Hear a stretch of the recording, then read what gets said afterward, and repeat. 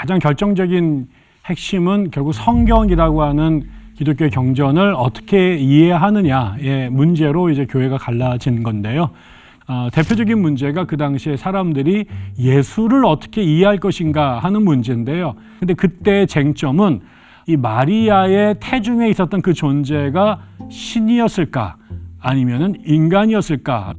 지금으로 봐서는 그게 뭐가 중요한데, 그런데 이제 그 당시 사람들한테는 정말 피가 터지도록 이 문제가 싸웁니다.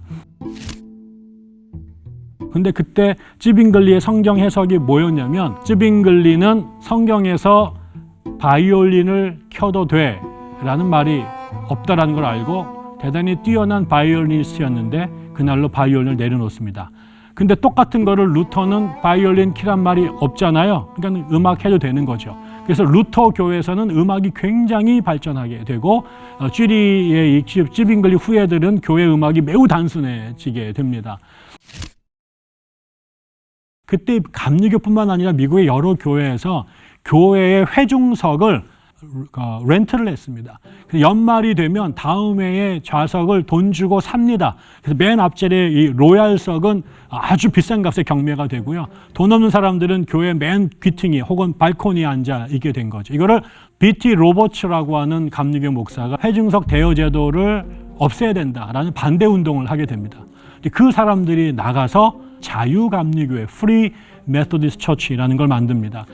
그 얘기는 곧 교회가 끊임없이 시기마다 지역마다 새로 생긴 문제가 터졌는데 이 문제를 갖고 성경을 어떻게 적용할까, 어떻게 해석할 것인가에 이 문제로 결국 갈등을 하다가 자신들의 주장을 실현할 수 있는 새로운 교회들을 세운 겁니다. 그래서 전체적으로 보면 초대교회의 정신이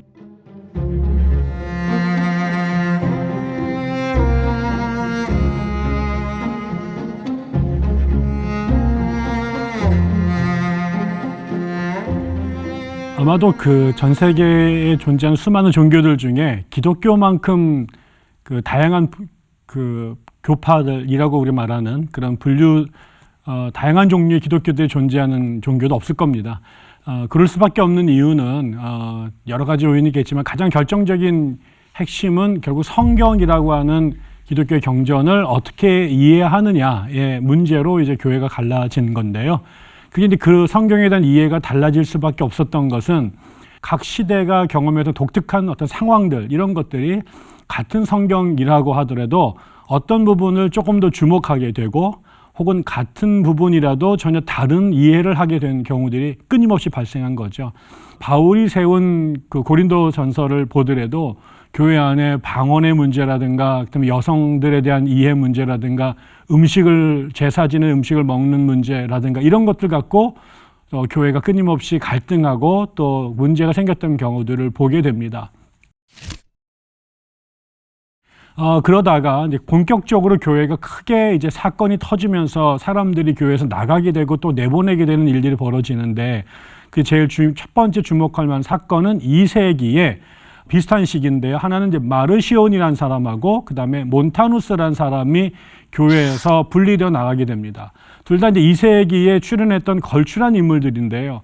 먼저 마르시온은 성서를 깊이 연구했던 사람입니다. 그리고 이 사람은 이제 바울에게 아주 매료됐던 사람인데, 근데 그런 관점에서 구약 성경을 보니까 구약의 하나님은 너무 진노하시고 심판하시고 이런 모습들이 많은 거예요. 그래서 마르시온의 관점에서는 구약의 하나님은 자기가 받아들이기가 어렵고 구약의 하나님과 신약의 예수님은 차이가 크다, 뭐 이런 생각을 하게 됩니다.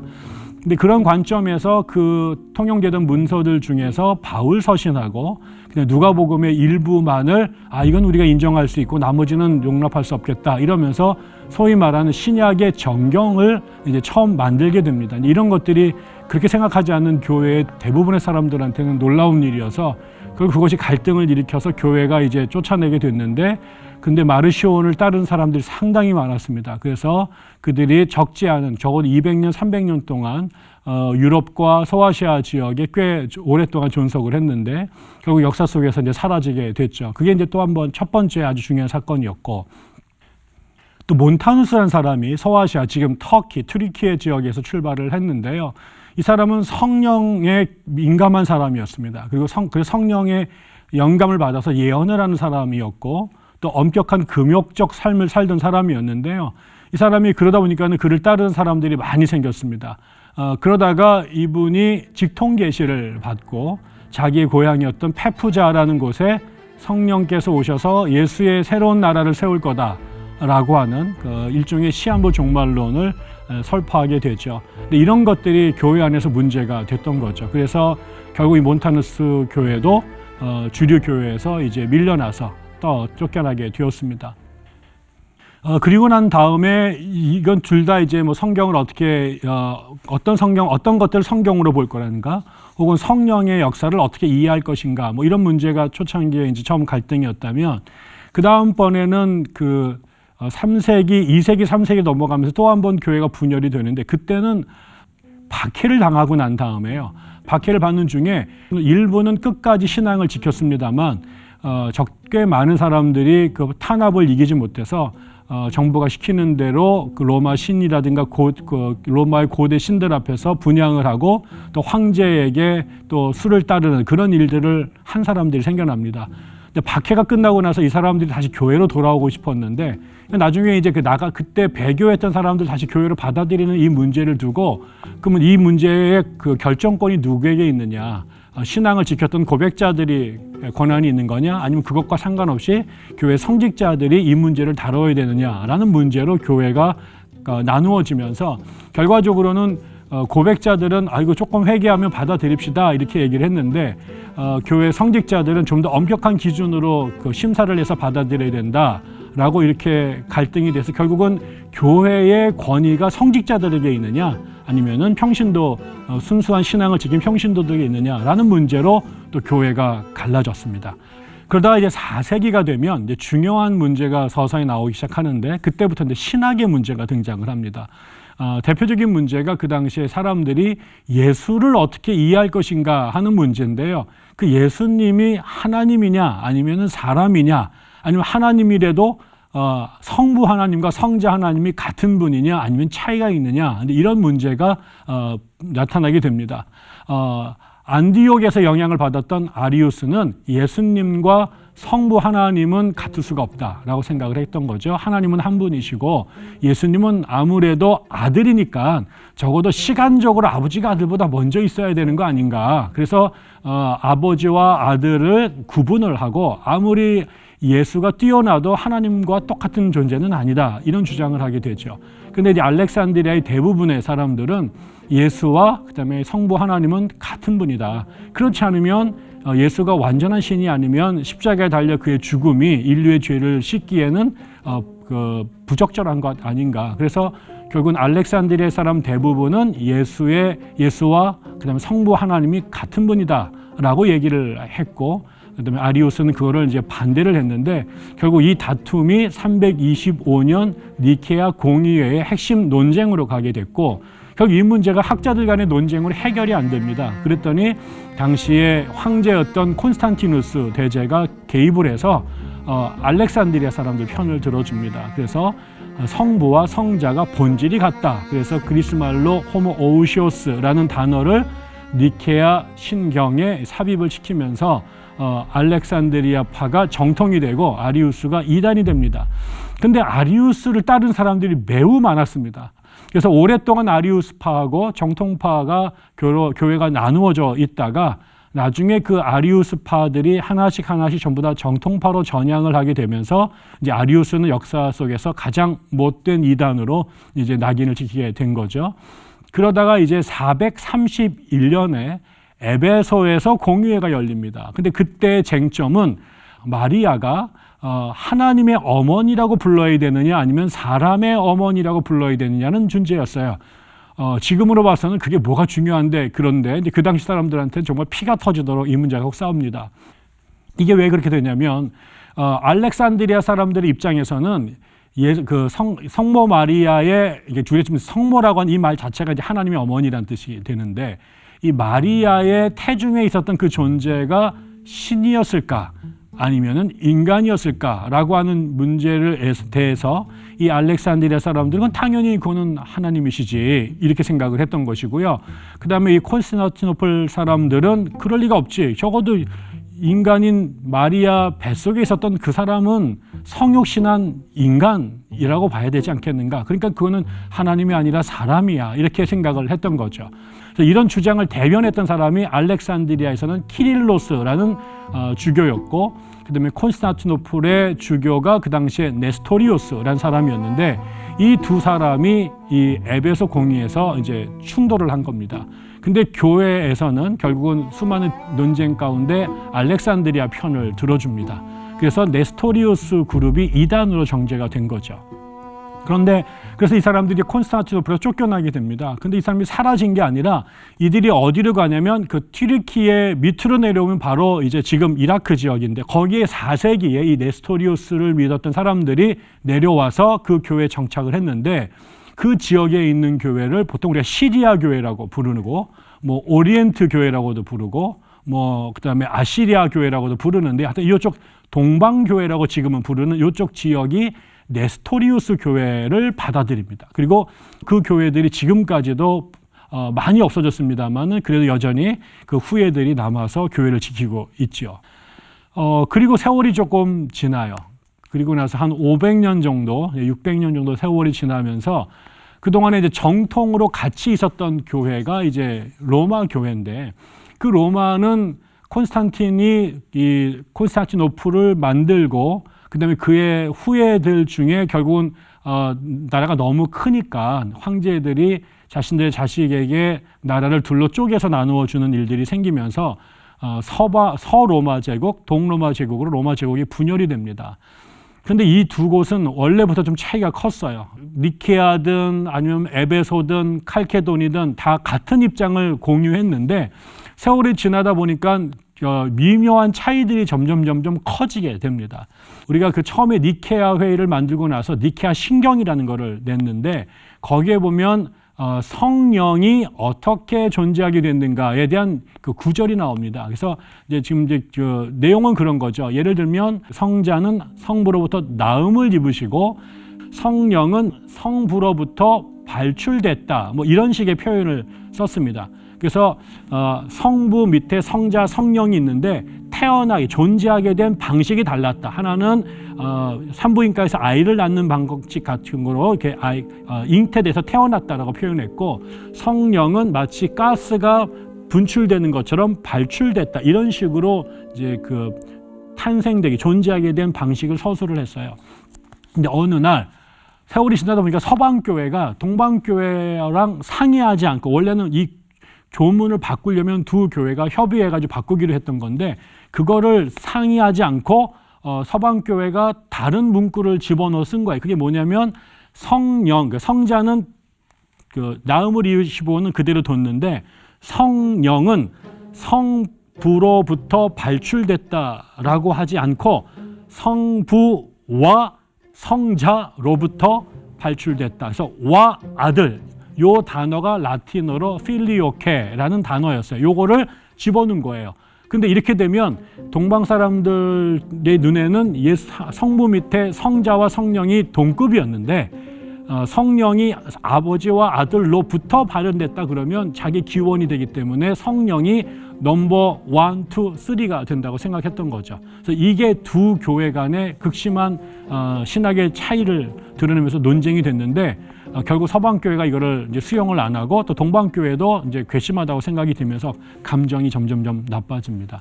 그게 결국은 1534년에 두 교회가 서로를 이단이라고 정죄하면서 갈라서게 됩니다. 그래서 우리가 지금 아는 것처럼 로마 가톨릭 교회, 서방 교회인 로마 가톨릭 교회와 그다음에 동방 교회인 그 당시에는 그리스 정교회, 동방 정교회라는 이름으로 이제 두 교회가 크게 분열을 하게 된 겁니다. 그리고 나서 세월이 조금 지납니다. 그러다가 이제 중세 후기로 들어오면 이제 교회가 또 분열을 할 조짐이 벌어지게 되는데, 14세기, 15세기를 넘어가면서 르네상스라는 게 이루어지게 되고, 그러면서 각 민족들이 자기네 나라에 대한 자의식을 갖기 시작을 합니다. 아, 우리가 언어가 다르구나.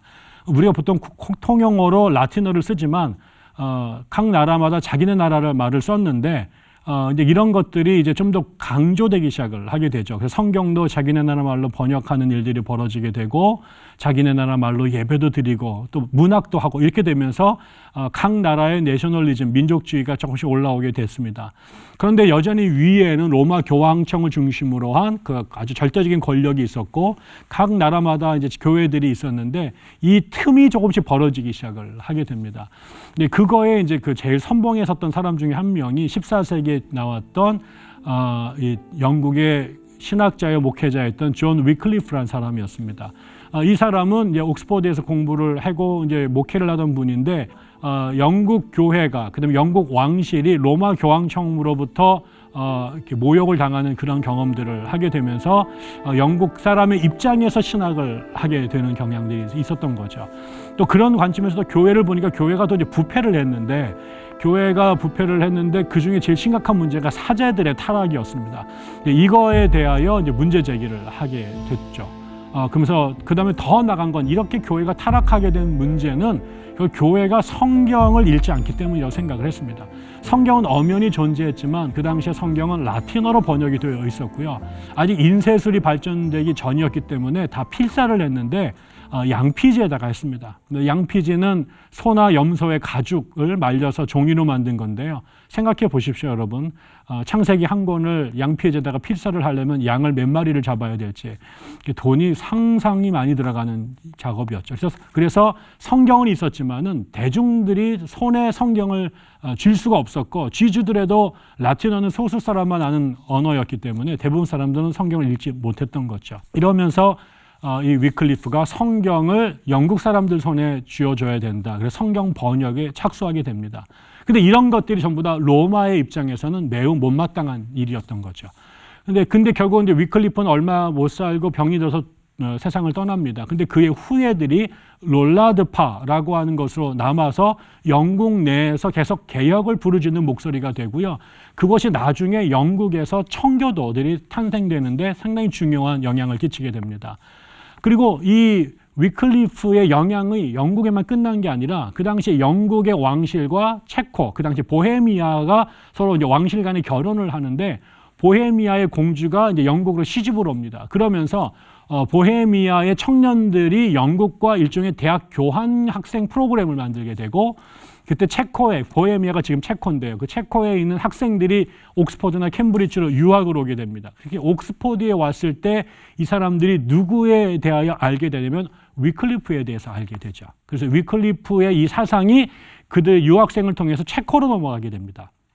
체코에서 위클리프의 사상을 그대로 이어받은 사람이 출연하는데 그의 이름이 얀 후스입니다. 이 얀 후스는 위클리프가 했던 그 이야기를 갖고 체코 교회에다가 이제 문제 제기를 하게 되죠. 결국 요 사람들이 둘 다 교회에서 이제 교회 개혁에 문제를 일으키게 되고 결국 그것이 나중에 그 체코가 영국 카톨릭 교회랑 전쟁을 하게 되고요. 그 체코에서 얀 후스의 영향을 받은 사람들이 이제 새로운 체코 교회를 만들게 되고 또 그 중에서 나중에 모라비안 교회를 만들게 되고 그 모라비안 교회는 경건주의에게 또 영향을 미치게 되면서 새로운 교회 탄생에 영향을 주게 되는 거죠. 이러면서 결국은 그 얀 후스를 따르는 사람들이 또 체코에서 그리고 위클리프를 따르는 사람들이 영국에서 종교 개혁을 추구하게 되는데 근데 그 당시는 그게 큰 빅뱅을 일으키지는 못합니다. 근데 요 사람의 요 전통이 누구에게로 전승이 되냐면 바로 16세기 1517년 10월 31일에 독일에서 종교개혁을 일으켰던 마르틴 루터에게 계승이 됩니다. 그래서 이제 우리가 잘 알려진 것처럼 마르틴 루터가 이 면죄부가 문제가 있다라는 문제 제기를 했고 그 면죄부를 발행하는 교황권에도 문제가 있다고 보았고요. 결국 이런 모든 타락의 근원은 성경을 상실했기 때문이다. 그래서 독일말로 성경을 번역해야 된다. 그 성경을 예배 시간에 가르쳐야 된다. 그리고 그걸 아이들에게 그 다음에 대학에서 교육해야 된다. 이러면서 독일 교회가 이제 종교 개혁을 선봉에 서게 되죠. 결국 이것이 카톨릭 교회와 갈등을 일으키면서 결국은 루터를 따르는 사람들이 루터파 혹은 우리가 지금 아는 것처럼 프로테스탄티즘이라고 하는 개신교로 이제 분리가 됩니다. 근데 이제 바로 같은 시기에 루터만 이런 생각을 한 게 아니었어요. 바로 루터랑 2달밖에 차이가 안 나는 나이 차를 갖고 있는 사람이 스위스 제네바에서 종교개혁을 또 일으킵니다. 그의 이름이 울드리히 츠빙글리라는 사람이었는데 그 사람은 이제 인문주의의 영향을 받은 사람이었고 그래서 성경을 깊이 연구하던 사람인데 성경을 연구하다가 마르틴 루터와 똑같은 결론에 도착하게 됩니다. 그 사람은 이제 자기의 뜻을 펼치기 위해서 시의회를 동원해서 이제 카톨릭 사제들과 신학 논쟁을 벌였고 그러면서 이 사람이 그 쥐리에서 이제 깃발을 올리니까 많은 청년들이 이 사람을 따르게 됐죠. 그의 영향을 받아서 이제 스위스에서 소위 말한 개혁교회라고 하는 것, 그게 이제 출현하게 되고, 그 다음에 요 쯔빙글리와 비슷한 생각을 한 또 하나의 사람이 이제 20년 정도 뒤에 스위스 제네바에서 출현하는데 그의 이름이 그 유명한 장 칼뱅입니다. 칼뱅은 프랑스 사람이었는데요. 이 사람은 이제 그 원래 법학을 하다가 이제 신학으로 이제 전향한 사람인데 천재였습니다. 근데 칼뱅이 훌륭했던 거는 이 종교개혁을 하면서 카톨릭과 싸움을 하게 되고 새로운 이슈들이 계속 터져나니까 뭐 루터나 쯔빙글리나 이런 분들이 각 사안에 대해서 수많은 글들을 써냈습니다. 그리고 이제 돌아가시게 된 거죠. 근데 이제 나중에 사람들이 와서 아니 그럼 카톨릭하고 개신교가 뭐가 다른데? 개신교는 또 뭐가 중요한 건데? 그거 짧게 설명해 줘.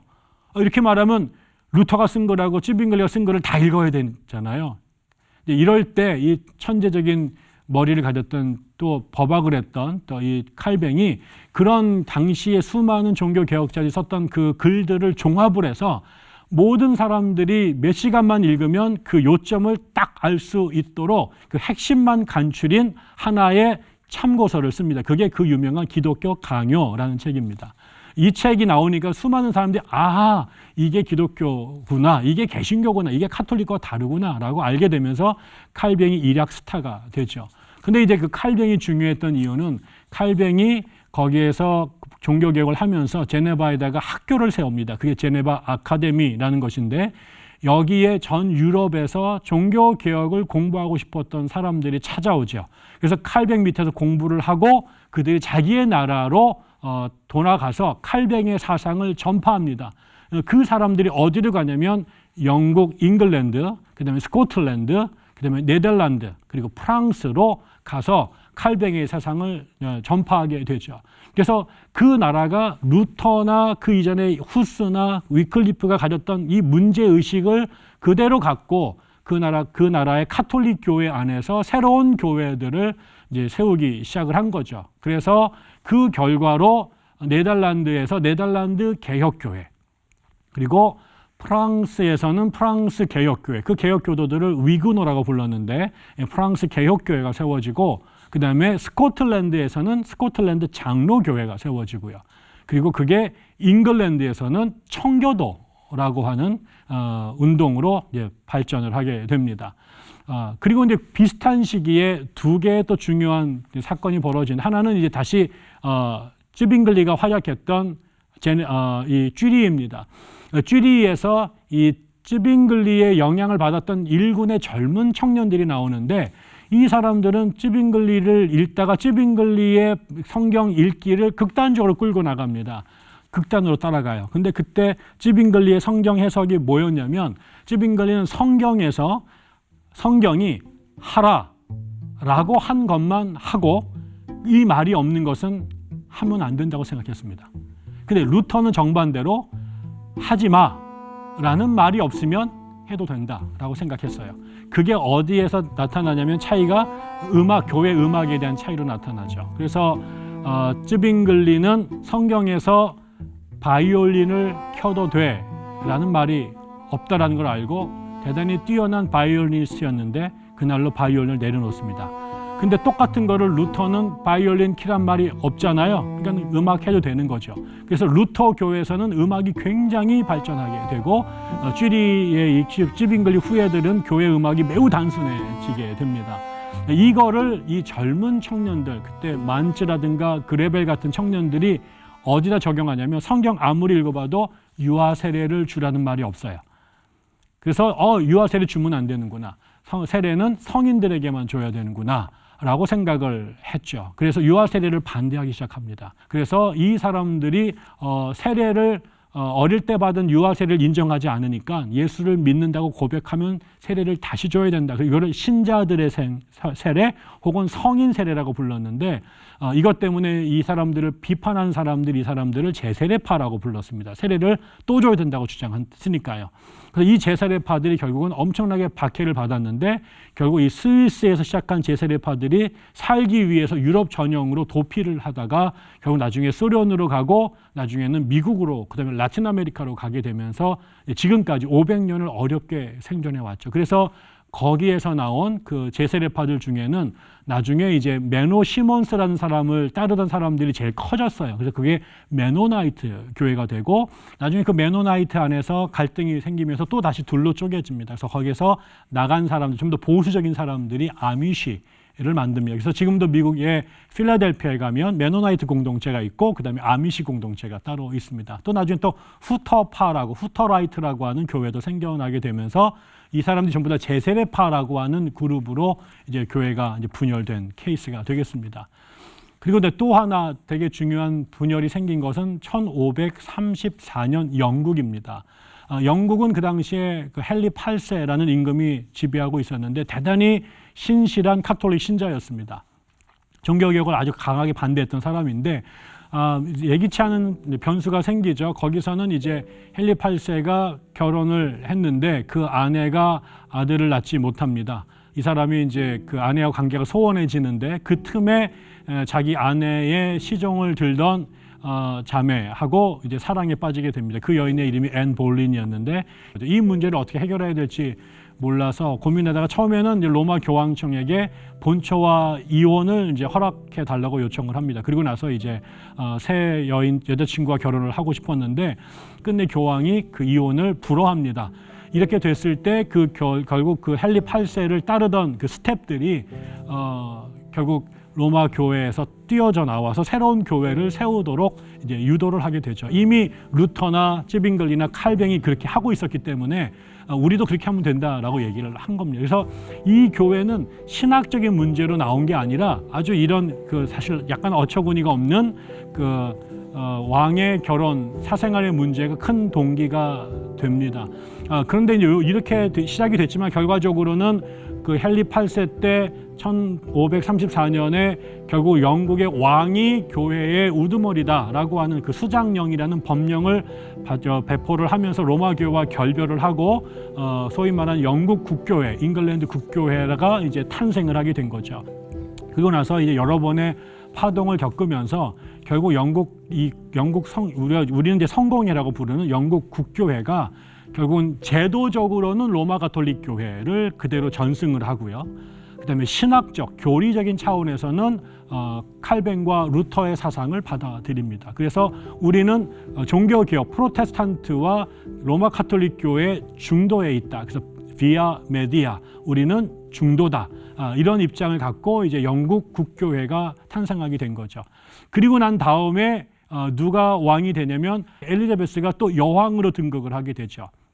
그리고 나서 이 사람이 탕평책을 하게 됩니다. 영국이 계속 개신교와 카톨릭 사이로 왔다 갔다 하면서 국론이 분열되고 유럽과의 경쟁에서 뒤처지게 되니까 이제 종교 문제를 이제 적절하게 하기 위해서 왕이 교회의 우두머리다라고 하는 이거를 중심으로 하고 극단적인 카톨릭 신자와 극단적인 개신교자들을 탄압을 하면서 종교적인 중도 노선을 추구하게 됩니다.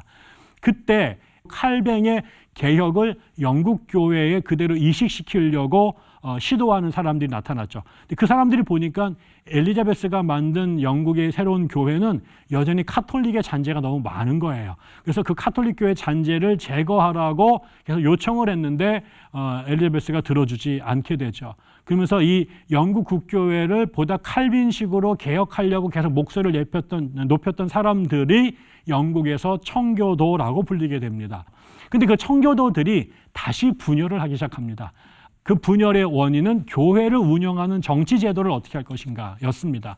그래서 영국의 성공회는 카톨릭의 제도를 그대로 받아들여서 총대주교, 그 다음에 주교, 사제, 부제, 그리고 밑에 평신도 이런 구조를 갖고 있었죠. 그래서 성직자 중심이었습니다. 이거를 청교도들은 칼빈의 영향을 받았잖아요. 칼빈이 종교개혁을 하면서 내세웠던 되게 중요한 게 교회를 전부 다 성직자가 끌고 간 게 아니라 목사, 장로, 교사, 집사 이렇게 교회를 4가지 직분으로 나누면서 목사와 교사는 성직자들이 하는 일이지만 장로와 집사는 평신도들에게 나누어 줬습니다. 이러면서 교회를 평신도들에게 좀 더 많은 권한을 줘야 된다라는 생각을 청교도들이 갖고 있었는데 결국은 장로들과 목사가 당회를 만들어서 교회를 끌고 가야 된다라고 하는 것, 이게 이제 장로교회 제도잖아요.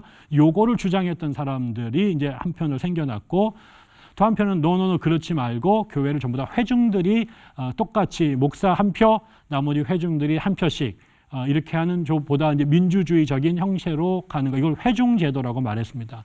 근데 이 회중교회가 이제 또 생겨나게 된 거죠. 또 한쪽에는 좀 더 지나고 내가 이건 다 같은데 세례를 주는 방식에 있어서 유아 세례를 줄 것이냐 말 것이냐 이 문제 갖고 또 갈등을 하게 되고 그러면서 침례교회가 세워졌는데 침례교회는 정치제도는 회중교회 제도, 그러나 세례 제도는 신자들의 세례를 중요시 여기면서 두 교회하고 이제 구분이 되게 됐습니다. 그래서 같은 청교도 안에서 장로교, 그 다음에 회중교, 그 다음에 침례교회가 이제 분화되기 시작했던 거죠. 그리고 이제 18세기로 넘어오면 또 하나의 아주 중요한 교회가 세워지는데 그거는 이제 감리교회가 나오게 되죠. 감리교회는 영국 성공회 내에서 출발을 했는데요. 영국 성공회가 에서 이제 그 18세기가 됐을 때 성공회가 영적으로 침체됐다고 판단됐을 때 영국 성공회를 영적으로 각성시키는 그런 복음주의 부흥이라고 하는 운동이 벌어집니다. 그 운동을 주도했던 사람이 옥스퍼드 출신의 성공회 사제였던 존 웨슬리라는 사람이었습니다. 그 사람은 기본적으로 사람이 거듭나고 난 다음에 중생하고 난 다음에 성화를 위하여 더 달려나가야 된다. 그래서 우리가 모두 다 그냥 구원받고 예수 믿습니까? 네, 믿습니다. 구원받았습니다. 여기에 멈춰서는 안 되고 성화 혹은 성결, 그것도 그냥 성결이 아니라 완전한 성결, 그래서 entire sanctification이라는 것을 추구해야 된다라고 이제 강조를 하기 시작을 했습니다. 그때 웨슬리의 후예들이 그때 마침 영국이 미국을 이제 식민지로 개척하고 있었는데 그 식민지 개척민들로 미국으로 많이 넘어갔습니다. 그들 중에 상당수가 조지아나 버지니아 같이 남부에 정착을 했는데요. 얼마 지나지 않아서 1776년에 미국에서 이제 독립전쟁이 벌어지면서 미국이 영국으로부터 분리가 된 거죠. 그리고 성공의 사제들도 전부 다 왕당파가 돼서 미국의 독립을 반대했는데요. 전쟁에서 미국의 독립파가 이겨버리게 되니까 그 왕당파였던 성공의 사제들이 전부 다 영국으로 돌아가 버리게 됩니다. 그 사제들은 가버리고 신자들은 남았는데 그 신자들이 남아서 영국 국교회와 관계를 끊고 미국 성공회라고 하는 교회를 새로 만듭니다.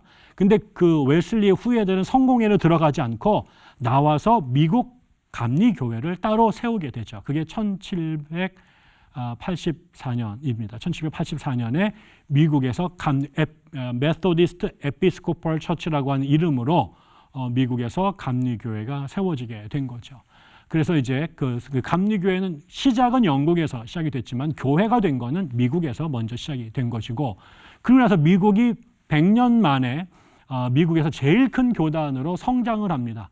근데 이 감리교회가 성장을 하면서 본래 감리교회랑은 조금 다른 모습이 됩니다. 왜냐하면 감리교회는 성화를 대단히 강조했고요. 그 성화를 위해서 성령의 역사를 상당히 비중 있게 다루었습니다. 그리고 웨슬리는 특별히 가난한 사람들에 대한 관심, 사회적 약자에 대한 관심이 굉장히 컸던 사람이었습니다. 근데 미국의 감리교회가 100년 동안 미국의 제일 큰 교회가 되면서 이거를 이제 미국의 이제 신학자들은 미국 감리교회의 부르조아화라고 부르는데, 부자들의 교회가 점점 되기 시작하니까 옛날의 정신에서부터 조금씩 달라지기 시작합니다. 첫 번째로 달라졌던 중요한 것이 노예제도 문제에 있어서 감리교회가 미국 남부에서 출발했는데요. 미국 남부는 그 당시 전 세계에서 목화 농장을 가장 크게 하던 지역이었고, 그 목화 농장의 노동자들은 전부 다 서아프리카에서 끌고 왔던 흑인 노예들이었습니다. 그게 이제 그 남부의 그 경제의 근본이었는데 거기에서 감리교회가 시작이 된 거예요. 근데 감리교회는 웨슬리가 노예 제도를 반대했었기 때문에 처음에는 감리교회가 노예 제도를 반대하는 목소리를 냅니다. 근데 조금 지나고 나서 사회 분위기에 압도되면서 노예 제도에 대하여 침묵하게 되고 조금 더 지나서는 노예 제도를 정당화하는 설교를 하게 된 거죠. 여기에 대해서 오렌지 스코트라고 하는 목사를 중심으로 한 일군의 감리교 목사들이 이거는 감리교회의 중추가 왜곡된 거다. 왜 감리교회가 노예 제도를 옹호하느냐? 그랬더니 이제 감리교에 있는 감리교는 이제 파송 제도로 목사들을 여러 곳으로 이제 위에가 파송을 하는데 이 사람을 산골 오지로 보내버리는 거예요. 그러자 나중에 이제 이 오렌지 스코트를 중심으로 한 사람들이 감리교에서 나와서 감리교의 본래 정신인 노예 제도를 반대하는 그런 교회를 세웁니다. 그 교회, 그래서 이름도 웨슬리안 처치, 그래서 웨슬리 교회라고 만듭니다. 그 다음에 조금 지나서는 또 하나 문제가 미국 교회가 아까 부르주아화 되면서 무슨 현상이 나타나냐면 그때 감리교뿐만 아니라 미국의 여러 교회에서 교회를 운영하는 그 기금이 필요하잖아요. 근데 우리나라는 헌금을 전 세계에서 제일 많이 하는 교회 중에 하나인데 미국 사람들 헌금을 잘 안 합니다. 그러니까 교회가 어떻게 교회 운영 자금을 얻었냐면 교회의 회중석을 극장식으로 분할을 해가지고 렌트를 했습니다. 연말이 되면 다음 해에 좌석을 돈 주고 삽니다. 그래서 맨 앞자리에 이 로얄석은 아주 비싼 값에 경매가 되고요. 돈 없는 사람들은 교회 맨 귀퉁이 혹은 발코니에 앉아 있게 된 거죠. 이거를 회중석 대여 제도라고 부르는데 그게 미국의 모든 교회들이 19세기에 다 채용했던 방식이었고요. 감리교회도 그건 앞장서서 그런 것을 하고 있었는데 B.T. 로버츠라고 하는 감리교 목사가 이거야말로 감리교가 웨슬리로부터 벗어난 거다. 웨슬리의 가르침이라는 게 가난한 자들에게 복음을 전한다라는 것이 교단적 슬로건인데 이거는 말도 안 된다. 그래서 이 교회가 회중석 대여 제도를 없애야 된다라는 반대 운동을 하게 됩니다. 근데 그게 또 교회에서는 부당하고 불편한 사람으로 인정이 더 쫓겨나게 되죠. 그 사람들이 나가서 B.T. 로버츠를 중심으로 무슨 교회를 세우냐면 자유감리교회, Free Methodist Church라는 걸 만듭니다. 이 자유감리교회는 그야말로 자유가 두 가지 뜻이 있잖아요. 하나는 공짜란 뜻이 있고 하나는 마음대로 살아도 된다라는 것인데 결국 교회의 자리를 돈 내지 않고 내가 앉고 싶은 자리에 앉는다. 그게 교회 분열의 이유가 되었어요.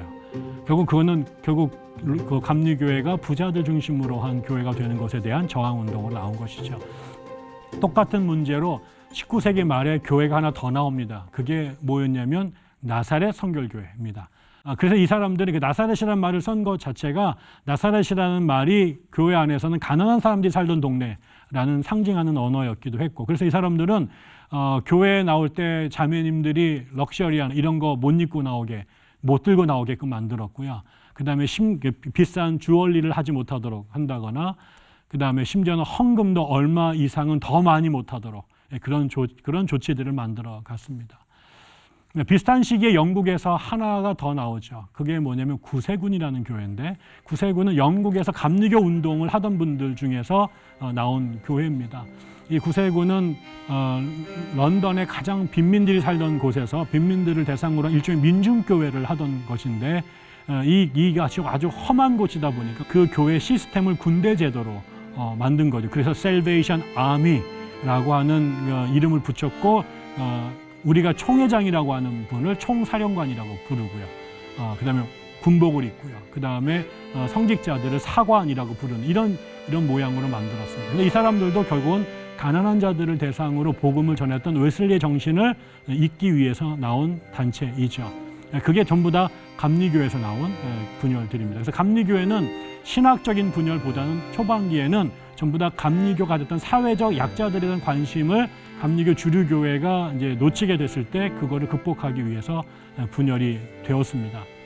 그러다가 이제 마지막으로 이제 거의 끝까지 왔는데요. 이제 두 가지의 교회가 감리교에서 나오게 되는데 이거는 이제 신앙과 관련된 문제였습니다.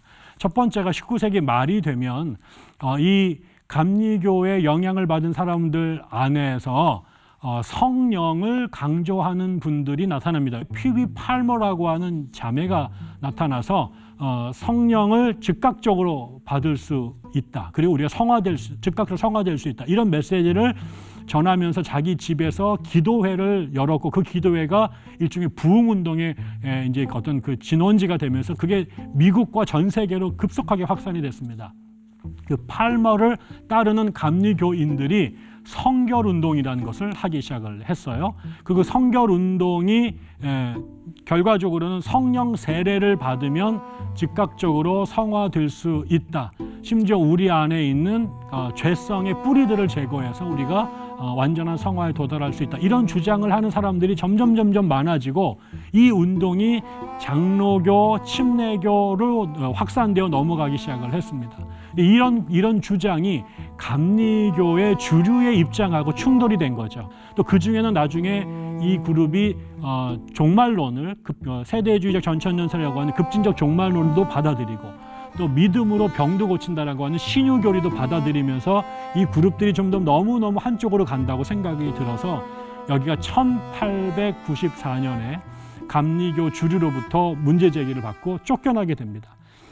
여기서 쫓겨난 사람들이 나와서 수많은 교회들을 세우는데, 그중에 대표적인 교회가 필그림 성결교회라는 교회가 되고, 그 외에도 수많은 교회들이 생기는데, 이 교회들 중에 일부가 나중에 한국으로 넘어와서 한국의 성결교회가 된 거죠. 그래서 여기는 감리교회랑 뿌리가 같지만 감리교 주류보다는 성령을 더 강조하고 즉각적으로 성화가 될 수 있다. 그리고 예수의 즉각적인 재림이나 믿음을 통한 질병 치유가 가능하다. 이런 것을 믿었던 사람들이 감리교에서 나오게 된 거죠. 그리고 맨 마지막이 이 성결 운동 중에서 한 가지가 더 납니다. 그래서 이 사람들은 성령을 강조했는데, 그 성령을 강조하던 사람들끼리 모여서 기도회 집회를 뜨겁게 하다가 뭐가 터지냐면 방언이 터진 겁니다. 1901년 1월 1일 새벽에 방언이 터졌어요. 그 토페카라고 하는 곳에서 찰스 파람이라고 하는 감리교 목사가 작은 신학교를 운영했는데, 그 신학교가 송구영신 예배를 드릴 때 학생들이 기도를 하고 있었고, 그때 이제 한 자매가 와서 그 목사님께 성령을 받게 기도해 주세요. 그래서 안수를 했더니 갑자기 이 자매가 중국말로 기도를 하기 시작을 한 겁니다. 이게 이제 난리가 난 거죠. 그러면서 이제 파람이 성경을 연구를 해서 성령을 받으면 권능을 받지, 권능을 받으면 복음을 전하는 사람이 됐지. 근데 성령을 받았는지 안 받았는지 어떻게 알지? 근데 그게 사도행전 2장에 보니까 오순절날 사람들이 모여서 기도하고 있을 때 성령이 급하고 강한 바람처럼 불의 혀가 갈라지는 것처럼 내려왔더니 사람들이 각기 다른 방언으로 말했다. 그렇구나. 성령 세례를 받으면 방언을 하는구나. 근데 이거를 이제 이 사람이 이제 정리를 하게 된 거죠. 그리고 이거를 받아들인 사람들이 점점 많아지기 시작했습니다. 그러면서 성결교회 안에서 방언을 성령 세례의 증거로 인정하는 사람하고 그걸 인정하지 않는 사람하고 둘로 나누어지게 됐습니다. 그래서 성령 세례를 받으면 우리가 죄성이 제거돼서 성결한 사람이 되는 거야 라고 주장했던 사람들은 성결교인으로 남았고요. 아니야, 그거는 성화고 그건 성결이고 성령 세례는 다른 거야. 그 다음에 성화받은 다음에 성령 세례를 받으면 권능을 받고 복음 전하는 사람이 되는 것이고, 그것의 사인이, 증거가 바로 방언이야 라고 말하는 사람들이 나가서 혹은 쫓겨나서 여러 교회를 세웁니다. 거기에는 하나님의 교회, 오순절 성결교회, 그 다음에 하나님의 교회 그리스도파, 하나님의 교회 클리블랜드파, 이런 온갖 교회들이 세워지는데 이 사람들 통째로 묶어서 오순절 운동, 오순절 교회라고 부르게 된 거죠. 그 교단들 중에 제일 큰 교단이 하나님의 성회라는 교단이 만들어졌고, 하나님의 성회가 우리나라에 들어와서 여의도 순복음교회와 연결이 된 것이죠. 네, 이렇게 해서 제가 1세기부터 지금 20세기까지 교회가 어떻게 무슨 이유 때문에 갈라져 왔는지를 말씀을 드렸습니다. 어쩌다 보니 결국 교회사 전체 얘기를 또 다 한 것 같습니다. 그 얘기는 곧 교회가 끊임없이 시기마다 지역마다 새로 생긴 문제가 터졌는데, 이 문제를 갖고 성경을 어떻게 적용할까, 어떻게 해석할 것인가의 이 문제로 결국 갈등을 하다가 끝내 합의를 이루지 못한 사람들이 교회에서 쫓겨나거나 혹은 자기 발로 나와서 자신들의 주장을 실현할 수 있는 새로운 교회들을 세운 겁니다. 그러다 보니까 1세기부터 지금까지 말씀드린 것처럼 수많은 다양한 버전의 기독교들이 이 지구상에 존재하게 된 것이죠.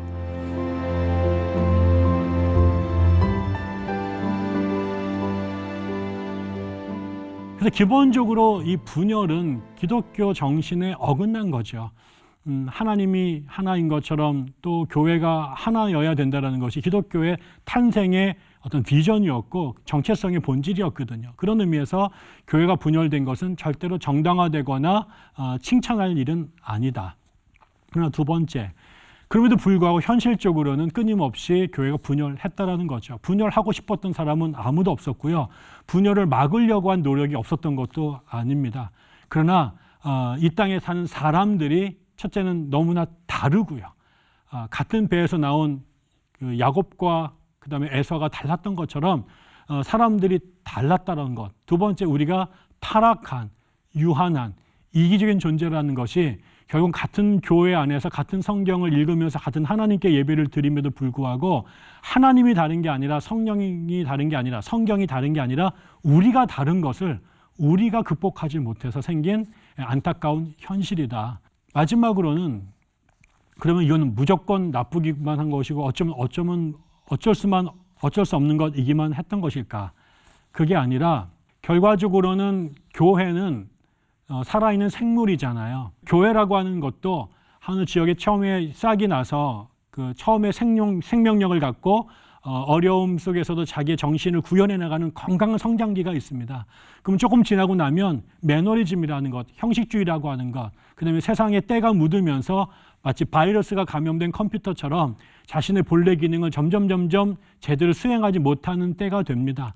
근데 이것을 자기 스스로 바꾸기에는 이미 자기 스스로가 그런 동력을 잃어버리고 보수화돼서 자기를 개혁할 힘을 잃어버리게 됩니다. 근데 기가 막힌 것은 그때마다 이 공동체의 본래 모습을 기억하는 사람들이 있습니다. 우리가 원래 이러지 않았던 것, 우리가 원래 이런 교회가 아니었다는 것을 기억한 사람들이 이 교회를 본래 모습으로 되돌리려고 하는 저항운동, 개혁운동을 벌이게 되죠. 그것을 기존 교회가 수용하면 교회가 개혁이 되는데 대부분 교회는 그러지를 못했어요. 그럴 땐 어쩔 수 없이 세포가 분열해서 다시 처음부터 그 운동을 시작하려고 하는 분파 운동들이 일어났던 거죠. 그래서 전체로 보면 초대교회의 정신이 그런 식으로 끊임없이 재생산돼서 대물려 왔던 것이다. 그렇다면 이제 기존 교회가 해야 될 태도가 중요한데 이것을 자신들을 배반하고 나간 나쁜 사람이라고만 생각하지 말고 그것을 자신이 어땠길래 저들이 내가 낳은 자식들인데 내 집을 떠날 수밖에 없었을까에 대한 철저한 자기 객관화와 자기 성찰의 기회로 삼는다면 그것이 단순한 교회의 분열로 끝나지 않고 기존의 교회도 다시 새 힘을 얻는 개혁의 동기가 되지 않을까, 망하는 것이 아니라 함께 사는 길이 될 수 있지 않을까 싶습니다.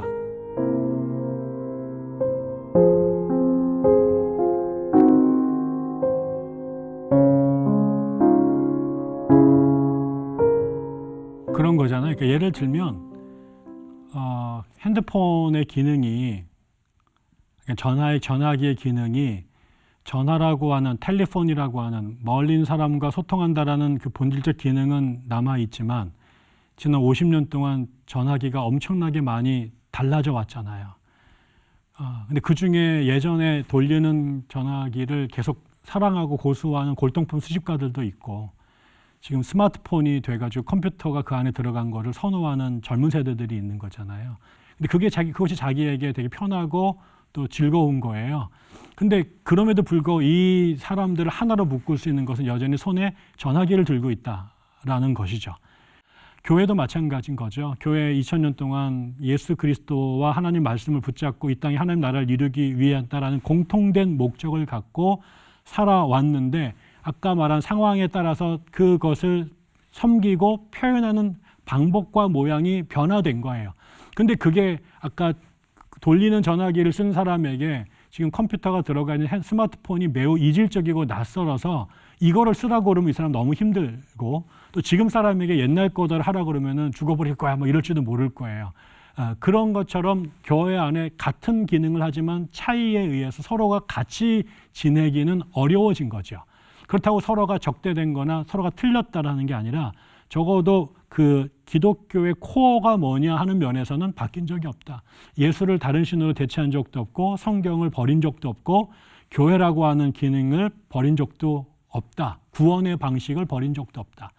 근데 만약에 이거 자체를 부정하는 것, 더 이상 우리가 전하기가 필요 없다라고 말하게 되는 사람들이 있으면 그 사람들은 이 그룹 동아리에 못 있게 되는 거죠. 그럼 그 사람들하고는 같이 교회에서 예배드리기는 어렵다. 그럼 그거는 기독교라고 말할 수 없다.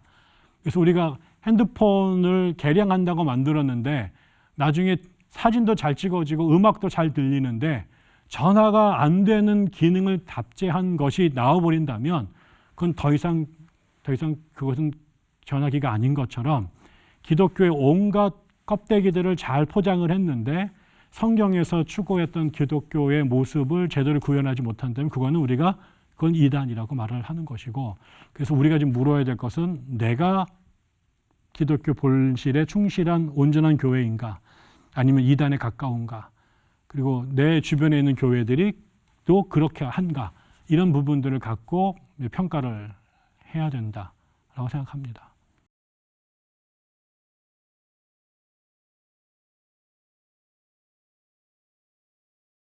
핵심은 제일 중요한 것은 초대교회가 7번에 걸쳐서 그 공의회를 했어요. 그 공의회에서 발표한 문건이 있죠. 그 문건의 제일 중요한 부분이 이제 니케아 콘스탄티노스 신경이에요. 이 신경을 동의하느냐, 이 신경을 받아들이느냐라고 하는 것이 첫 번째이고, 두 번째로는 신구약 성경을 하나님 말씀으로 받아들이느냐라는 거죠. 그래서 적어도 그 신경과 그 다음에 그 성경, 이 두 가지, 이것을 교회가 수용하고 있는지, 따라가고 있는지, 그리고 그 가르침에 맞는 삶을 살고 있는지가 제일 중요한 거죠.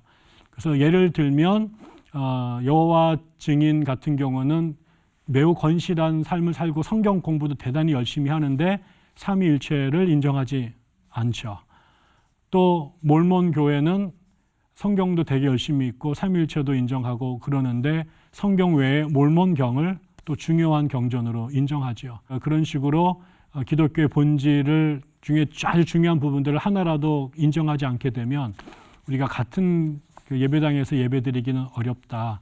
그래서 우리가 그들을 이단, 우리와 다른 사람들이라고 해서 구분을 져야 되는 거죠.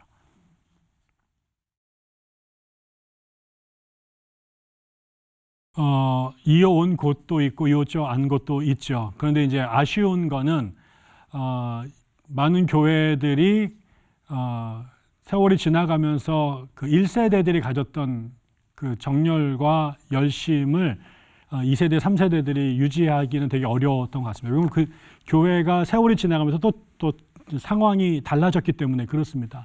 그래서 예를 들면 아까 그 웨슬리안 감리교회 같은 경우가 노예제 반대 때문에 정말 큰 싸움을 하고 나왔는데 오늘날에 와가지고 웨슬리안 감리교회 사람들 많은 부분들은 자기네 교단이 옛날에 그랬던 것을 기억 못하는 사람이 굉장히 많대요. 또 자유감리교회도 회중석 대여 제도를 이제 극복하기 위해서 나왔는데 세월이 지나서 회중석 대여 제도가 없어져 버렸어요. 그리고 나니까 이제 교회 색채가 이제 그거 갖고 싸웠는데 그 이슈가 사라져 버리고 나니까 그 다음부터는 나머지는 다른 교회랑 별 차이가 없어지는 교회가 되기도 했다라는 거죠. 그리고 또 더 심각하다기보다는 1980년대 이후로 미국 교회나 한국 교회에 무슨 현상이 나타나게 되냐면 여러 가지 이유로 사람들이 이동을 하기 시작합니다. 예전에는 교통이 이렇게 편치 않았기 때문에 한 동네에 태어나면 그 동네에서 평생 살았기 때문에 내가 성결교회로 태어나서 평생 성결교회를 살다 죽었는데 이제 20세기로 넘어와서 교통이 발전하고 사람들의 이주가 아주 빈번해지면서 한 곳에서 오래 사는 사람들이 거의 없게 된 거죠. 그리고 나서 이제 이주한 교회에 자기가 찾던 교회가 없는 경우도 있고 이러면서 나중에는 어떻게 됐냐면 내가 장로교인이었기 때문에 계속 장로교회를 다니는 게 아니라 내가 지금 갖고 있는 아까 말씀드린 그 선택할 때 여러 가지 고려 사항들, 내가 배운 교육 수준이라든가 내가 자녀가 나이가 몇 살인지, 내 경제 수준이 어떤지, 나의 취미는 뭔지, 내 직업은 뭔지, 이런 것들이 교회를 선택하는 데 더 중요해지면서 교파와 상관없이 그런 교회들을 찾기 시작을 했다라는 거죠. 그래서 그거를 교파 이후의 기독교라고 부릅니다. 그래서 포스트 디노미네이셔널리즘이라고 부르는데, 이런 것이 강해지다 보니 교회 안에 교파보다 그런 나이, 교육 수준, 직업 이런 것이 더 중요화된 사람들이 모이게 된 거죠. 그렇게 되니까 그 교회가 장로교회든 침례교회든 순복음교회든 고유의 교리를 강조하는 것보다 그 청중들의 공통된 관심사에 맞춰서 교회가 운영되다 보니 이제는 성결교회든 장로교회든 감리교회든 교파가 그 교파 자체보다는 어느 지역에 있는 성결교회냐 장로교회냐에 따라서 교회 색채가 이제 결정이 돼버렸죠. 그래서 그런 고유한 교단의 색채가 점점 약화되고 있다라는 게 학자들의 평가입니다. 제가 지금 교회 2000년 동안 수많은 교파로 분열된 이야기를 드렸고요. 이게 이제 5대양 6대주에서 벌어진 일인데, 이 모든 것이 한 곳에 모여 있는 나라가 탄생합니다. 그게 미국입니다.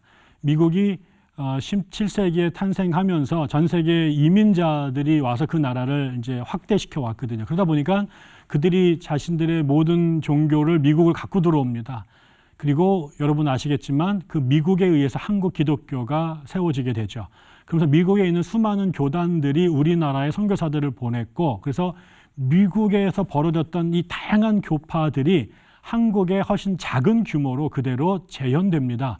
그래서 제가 다음 시간에는 한국 교회가 미국에서 온 선교사들에 의해서 어떻게 얼마나 다양한 교파들이 이식이 됐고, 또 한국의 특수한 상황 속에서 그 교파들이 또 어떻게 내적으로 다양한 교단들로 나누어지게 되었는지 이 이야기들을 좀 여러분께 소개해 드리고, 그럼 우리는 과연 이런 다양성 속에서 어떤 교회를 지향하고 또 선택해야 될지에 대해서도 함께 고민해 보는 시간이 됐으면 좋겠습니다.